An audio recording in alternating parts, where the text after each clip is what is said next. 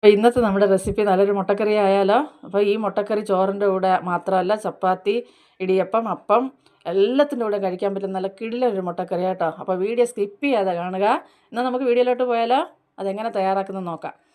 അപ്പോൾ അതിനായിട്ട് ഞാനൊരു പാൻ അടുപ്പത്ത് വെച്ചിട്ടുണ്ട്. പാൻ നല്ലപോലെ ഒന്ന് ചൂടായി വരുന്നവരെ വെയിറ്റ് ചെയ്യുക. പാൻ നല്ലപോലെ ചൂടായതിന് ശേഷം നമുക്കതിലേക്ക് വെളിച്ചെണ്ണ ഒഴിച്ച് എണ്ണ നല്ലപോലെ ചൂടായി വന്നതിന് ശേഷം നമുക്ക് അതിലേക്ക് 3 ഏലക്കായും അതുപോലെ തന്നെ നമുക്ക് ഒരു 3/4 ടീസ്പൂൺ പെരിഞ്ജീരകം ഇട്ട് പെരിഞ്ജീരകം എല്ലാം പൊട്ടി വരുന്നവരെ വെയിറ്റ് ചെയ്യുക. അതിനുശേഷം ഞാൻ അതിലേക്ക് ഒരു 6 സവാള അരിഞ്ഞത് നീളത്തിലരിഞ്ഞത് ചേർത്ത് കൊടുക്കുക. ഇനി ഈ സവാള നമുക്ക് നല്ലപോലെ ഒന്ന് വഴറ്റിയെടുക്കുക. സവാളയുടെ പച്ചമണം എല്ലാം പോയി നല്ലപോലെ വഴന്ന് കിട്ടണം. അതുവരെ നമുക്കൊന്ന് കൊടുക്കാവുന്നതാണ്. ഇപ്പോൾ നമ്മുടെ സവാളയൊക്കെ ഒരുവിധം ഒന്ന് വാടി വഴന്ന് അതിൻ്റെ ക്വാണ്ടിറ്റിയൊക്കെ ഒന്ന് കുറഞ്ഞിട്ടുണ്ട്. ഒന്നുകൂടെ വഴറ്റിയതിന് ശേഷം നമുക്കതിലേക്ക് ഇപ്പോൾ ഈ സമയത്ത് നമുക്ക് ഇഞ്ചി വെളുത്തുള്ളി പേസ്റ്റ് ചേർത്ത് കൊടുക്കാം.